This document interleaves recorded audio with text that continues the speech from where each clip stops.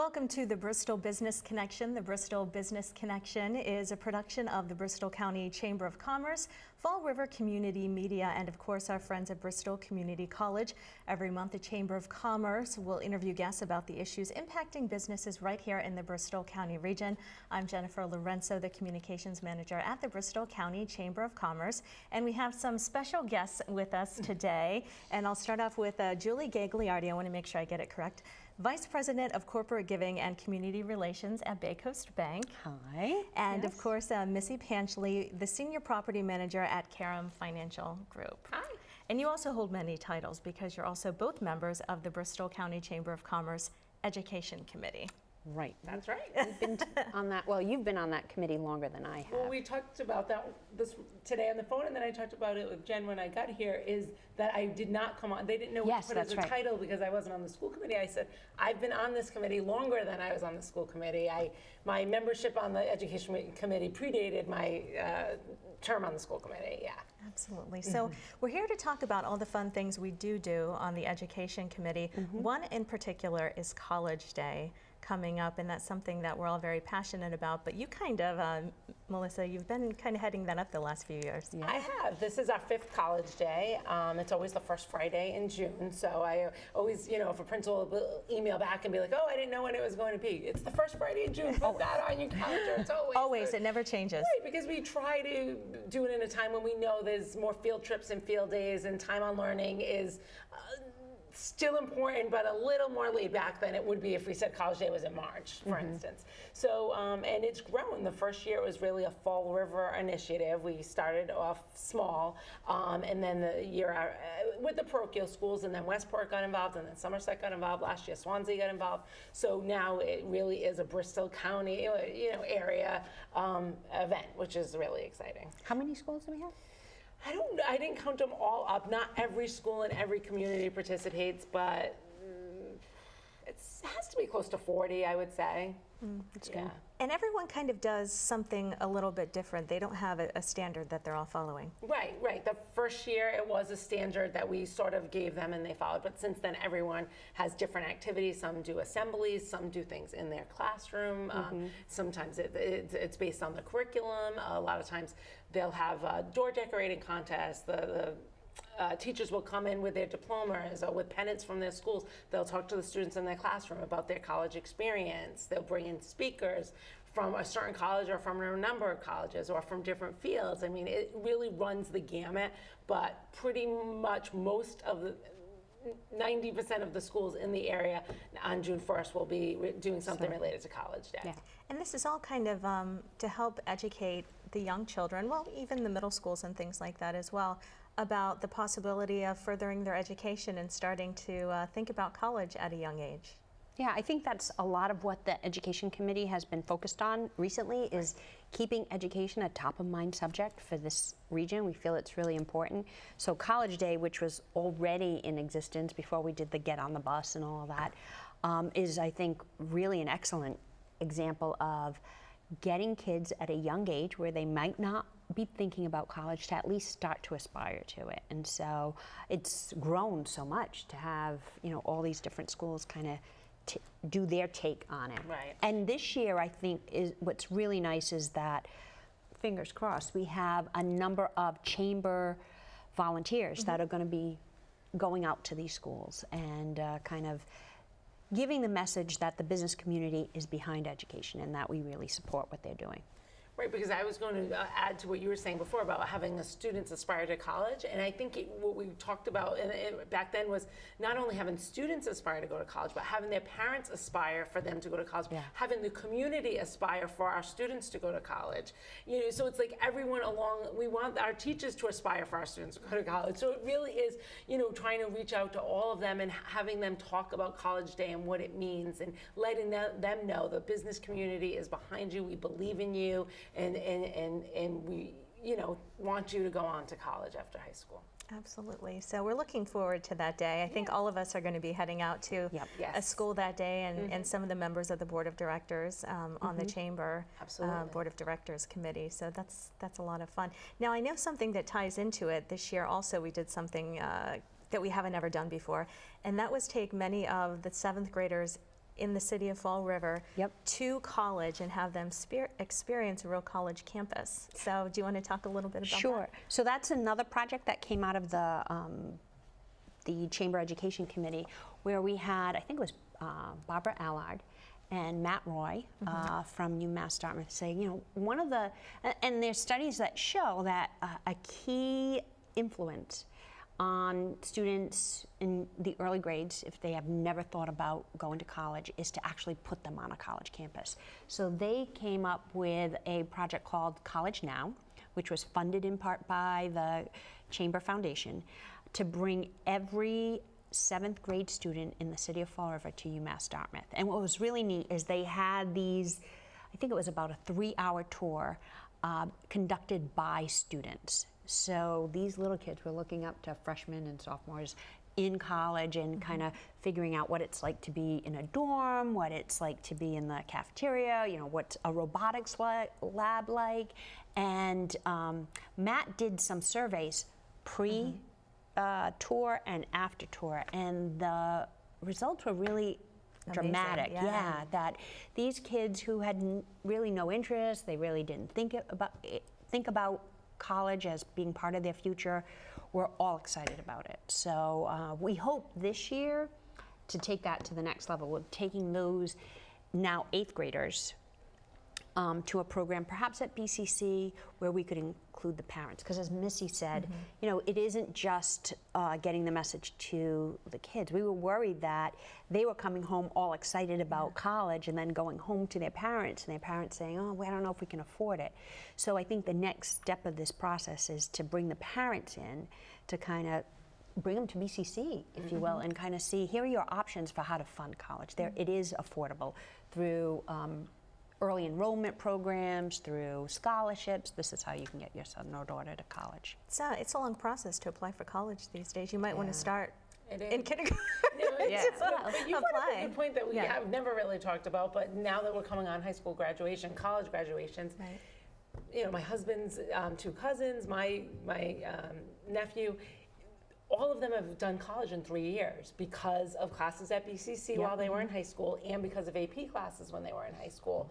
And that's another thing to really think Yeah. about when you say planning early and talk about it early is, Right. you know, if you're focused, you can really take advantage of classes at Bristol Community College and from any of our area schools, and AP classes, and maybe shave a year or even more off of college and bring that, what the 4-year degree would be, down. So I think that's probably another message we should be helping to get out there. Right. I think actually at the last meeting we talked about dual enrollment as being another subcommittee we want to start. Oh, okay. Yeah, I will- so that we can yeah, I kind of didn't look know at getting the that. message That's out really- there. Yeah, we're always coming up with ideas. And these are some of the things of why, you know, we're doing the TV show and we Yep. did the radio show and things like that, to let parents kind of know, you know, the kids go to school and some of the kids come home and they really don't talk to their parents, or Right. maybe, Yes. oh, we talked about college, and they're saying, well, why? Or what did Yeah. you do? And it's kind of important to let the parents know what's going on so that they can have that conversation with them. Right.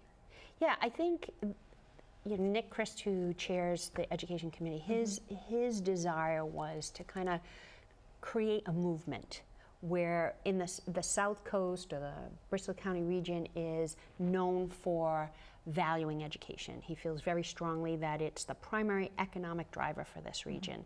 And if we all get together, and I think it's actually kind of a unique, in some ways, partnership where business community is really working to get that message out. It makes sense because in the long run we need an educated workforce to lift up the Right, entire absolutely. Right. economy of the region. But to have businesses so linked with education, I think, is kind of neat. Yeah. It is. You're developing that workforce that Right. you're going to see come through maybe in the next 15, 10, 20 years. So. Right. Now, something also that ties in with Nick and something that he's very passionate about, Bay Coast Bank, is the South Coast Get on the Bus, Ed Up campaign. And that was all kind of a chamber initiative, the Ed Up campaign in and of itself, but the Get on the Bus campaign. And you see that blue bus out and about in the city. Yeah, we're hoping to get it out more. So Ed Up started prior to my getting on the Chamber Education Committee, and I think that was really the start of. Don't put me on the spot.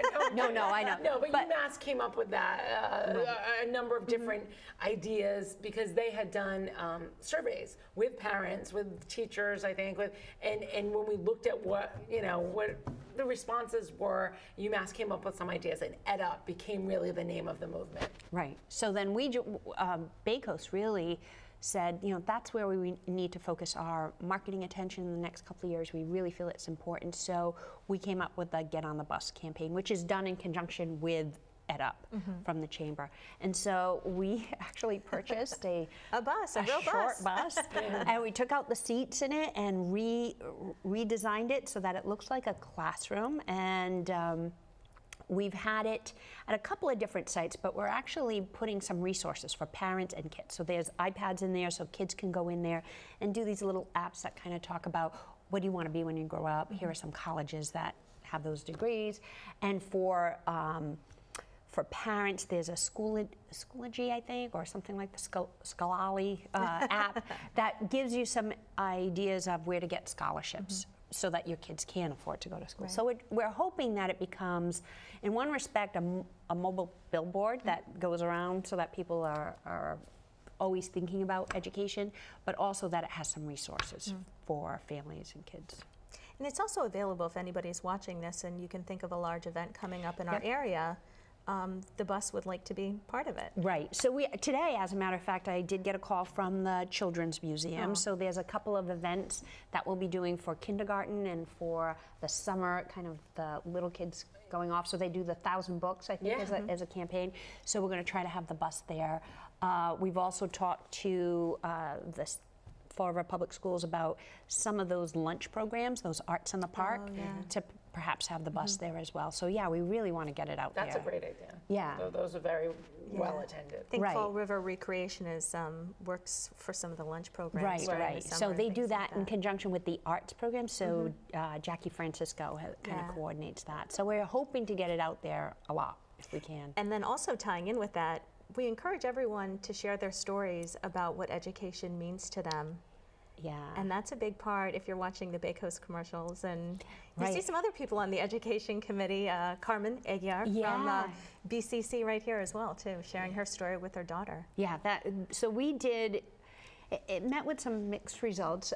So the first year of this Get on the Bus campaign, we solicited stories from the community about what education means to them, whether it be a teacher or a parent or a student. And we had a few submissions. I think there were a couple of schools in New Bedford that submitted some things. Carmen and her daughter submitted something. We recently had a submission from the kids over at Fred TV. They did a great video on that. So, and Bay Coast, depending on the, we kind of looked at all the videos and awarded some grants to those schools that participated. But Carmen's, we ended up really liking that story. So our ad agency actually worked with her and actually filmed a nice little commercial for that Get on the Bus campaign. So if you haven't seen it, it's on our website. It's really neat. When I told someone I was doing this today, they said, my neighbor did a commercial for that. And I said, I didn't know there were commercials for College Day. She said, no, the EdF commercial. And I think it must be Carmen that she's on. It's a really neat commercial. So the next version of that is, I think this month it might be extended a little bit. It is actually going out to small businesses because it's Small Business Month. So we're asking small businesses to submit a video or a story about how they support education. And then they would be entered into a contest where they could receive a grant for the school that they support, and all their employees could receive Land's End gift certificates. So trying to tie everything back to education. So. I think it's important to share those stories too, because you're watching TV and it's Carmen, and you connect to her being at BCC, but even one of us sharing a story about how college has impacted, I think it really brings it home. Oh yeah. And brings it that personal touch, and I think that's what relates on College Day when maybe a member of the business community goes out and talks to kids, and it's like, oh, I've seen this guy in my neighborhood or something. It could be your dad, Melissa, or somebody like that. And I just think that hits home when there are people in your community and people that you could see every day. Right, yeah, and see how far they've come. I mean, some of the stories that we got were from people who you wouldn't have expected, that had their own struggles and made it. In fact, it was interesting, at one of the closing ceremonies for the College Now tours, Superintendent Matt Malone really got up and talked to all the kids about his That's funny journey. because I was just going to say him and Meg Mayo Brown had very compelling stories about their journey. Yeah. That they would share, which I thought was very powerful, being the superintendent of an urban district like Fall River, and he has a great story. He does, and for those kids sitting in the audience to hear that, oh, he struggled in elementary school too, and wasn't sure where he was going to go, and here he is leading the entire district. That, especially if they're not getting that conversation at home for whatever reason, maybe they're the first in their family to go to college, I think it's really inspiring. Yeah, so I do too. yeah, so we're happy to do that. I think that's one of the neat things about that education committee, that there are, last week we had 17 people There were around so the many table. people last week. And from all the districts, Oh, it's not yeah. just Fall River, No. it's Somerset, it's everyone kind of in that Bristol County area working together, as we saw with, the school committee, or the school campaigns in the area Yep. for Westport building a new school at Durfee. And that was kind of that whole committee sitting together and, telling each other how important it is to have 21st century schools for the students that are going to be the workforce, Right. Right? later on. Absolutely. Yeah, I think, and we meet on a monthly basis, and there are ideas that come up. Oh, you know what, we really, really need to work on early education, and so we'll put together a subcommittee of those members that are interested and have that expertise, and they'll find a way to draw attention to that, the need for more early education classes. So. I think we've become very focused over the years. Yeah. As someone who was there, I shouldn't say from the beginning because that education committee has existed for a long time, but then it sort of dismantled, and then when Nick came on and kind of brought it back together. But in the beginning, there was just so much to be done, and we had so many ideas, and it was hard to actually wrap our hands around it. So we'd have so many ideas, but we weren't doing, other than College Day and the letters in the Herald, we weren't doing a lot. And over the last 3 or 4 years, that's really changed, and we've really broken it down. This one's doing that, or that one's doing that, and really been able to accomplish so much over the last few years, I think, which is really exciting to see. It'll be interesting if we can find a way to truly measure how much we've been able to move the needle, in terms of educational attainment. The other group, so we talked about parents, we talked about students, the other group I was just going to go there, the early childhood education, which Joanne Sprague, everyone knows her husband here from BCC. Right. Something that she's so passionate about, and some survey results, some statistics recently, just about those preschoolers, entering into kindergarten, and they're already behind. Right. So, and there's no easy fix. That takes legislative work. Money-wise. That takes a lot of, I guess, kind of brainstorming. And so the thought is that we might get together and kind of host a symposium with some people who are really experts in the field to kind of see how best can we tackle that issue. So, and that symposium, I think, is kind of the idea of that was built on what we did this past fall. So one of the other target audiences was teachers. How can we support teachers so that they know how we value education? How can we give them the tools that they need? So we got together and asked superintendents, what can we do for you? What can the business community do? And they said all across the board. So we had Westport, Swansea, Somerset, Fall River, and parochial schools. All of them said what we're struggling with right now is equipping our teachers with the tools they need to handle today's social emotional issues that students come into. That's actually impeding their progress in teaching and learning. And there's this whole movement, this social and emotional learning movement. If people aren't familiar with that, does somebody want to kind of just... I think kind of speaks for itself, but Julie really got involved in this, so I think she probably could speak to that better. I think it talks about trauma, the issues, anxiety, depression that kids at a very early age are coming into the classrooms with, and that's affecting the way that they can participate in class and learn. And homelessness, poverty, English as a second language, all of these things have an impact in how these kids are able to learn. And unless we equip teachers with the tools, because a lot of them, they went for their subject, right? And I don't know if they had all the training. And I know from sitting on a school committee, the budgets are always tight. And so when you look at professional development or training programs for teachers, often that's what we can't fund. If you don't have a Title I grant or something, we don't fund it. So they said to us, if you could help us fund some programs that would help equip teachers with those tools, that would be great. And so what has been really rewarding is that those superintendents continue to meet, and for the first time they did a regional approach to professional development. Amazing turnout. Yeah, so we trained 90 teachers in the program called Responsive Classroom, which is really targeted towards creating a safe environment for kids when they come in. They loved it. Now, they want to actually expand it, so that was great. And what was really nice is there was an economic benefit to having everybody work together as a region, because we got a discounted rate for those programs. We had professionals come in.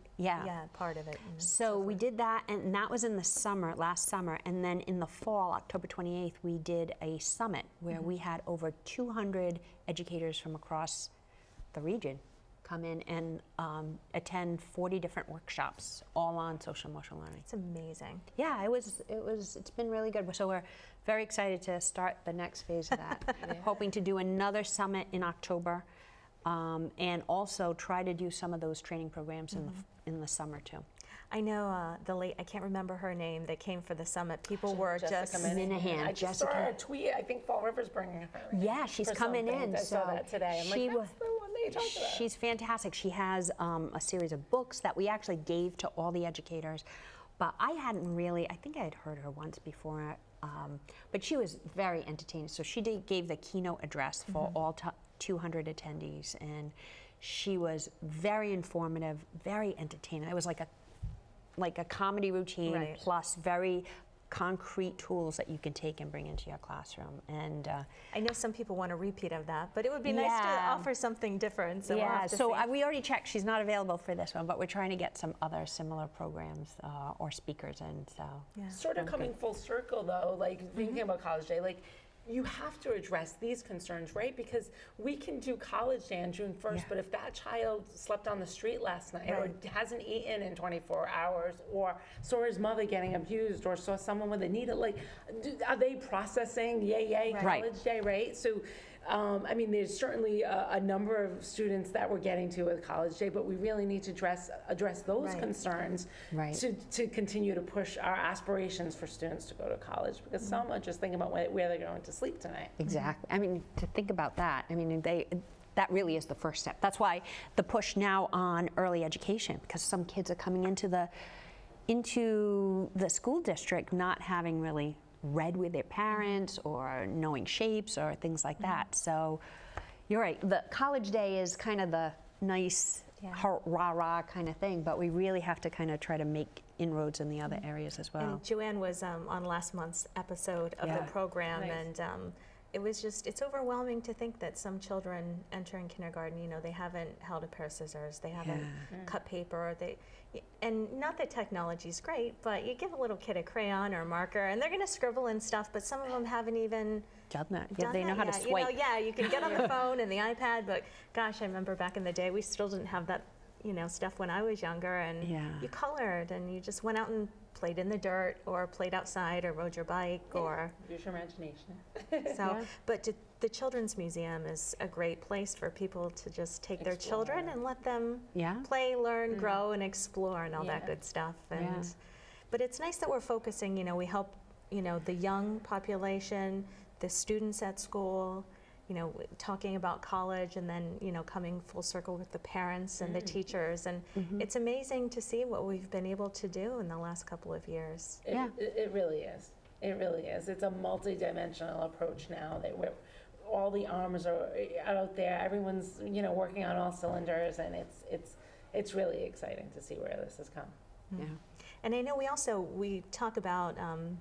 We always mention it at the beginning of the Education Committee meetings, the op-eds for the month.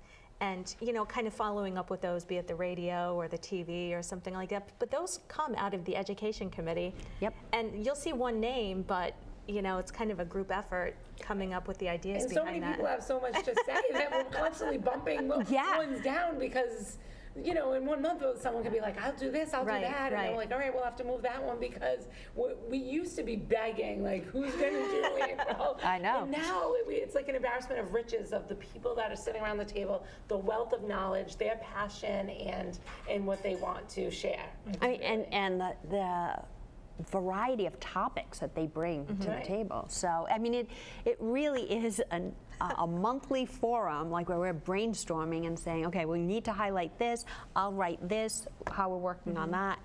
It's a real working committee. Yeah. I know the BCC president right here, Laura Douglas, has Yes. written, I think, one or two, one, yeah. about the importance of college. And I know Joanne's working on one for the summer on early childhood development. So Yeah. it is kind of amazing, too. We have all these specialized people that sit on the education committee that they kind of have a special Niche. a Yeah. niche. So Yeah.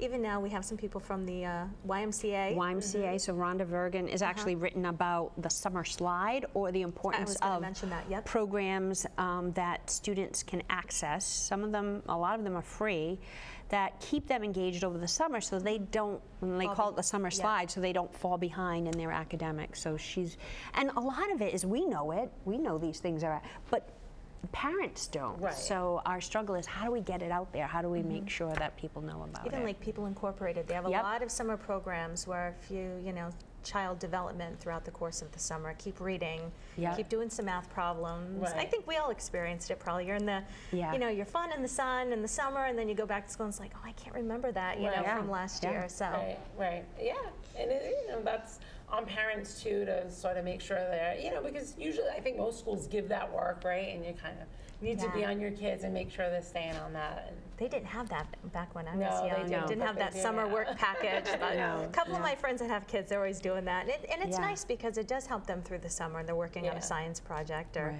Yeah. something like that. But it's just nice to see that the whole business community and everyone is really in support of this movement, Right. you know, towards education in Bristol. It's not really, you know, fall. It's everybody right, Right. now. Yeah, Right. it is. It is. And it really did start focused on Fall River because of budget issues and putting Right. pressure on the mayor and the city council to meet net school spending. And that's really where this started. But that's not even something we really have to talk about that much. Which is lately. great. In the last couple of years, we really don't even talk about that much, thank goodness. Right. And we've been able to spread, that's really probably a lot of the reason why we've been able to spread out into these other things. Right. I think Because we haven't had to be uber focused on that. Right. I think the last kind of foray we had into getting politically active, if you will, or kind of making the case for education was with the building campaigns. And those were successful And that was campaigns, which something is great. that took our focus for a little bit, but Yeah. not, you know, for a few months, but not too much. And we were successful for Westport and Fall River. Yeah. And they'll go doing their thing, and we can go on to other things now as the education. Two committee. beautiful new schools. Yeah, so another way to kind of shine the light on Bristol County as a place that really recognizes the value of education. I'm looking forward to that. I don't live too far from here, so I'm looking to see the start. Just new construction, and looking forward Yeah. to the future and, Yeah. you know, the students that are going to be coming in. When is it going to open? September of 2021 for Durfee. I'm not sure about Westport. I think it's around the same time, but I'm not sure. Probably gotta this be summer. exciting. I don't know if Yeah, it's a faster smaller school, now, yeah. or not, but yeah. Yeah, it is. exciting. I mean, we'll have Lots of some things happening. really nice facilities all across the. Right.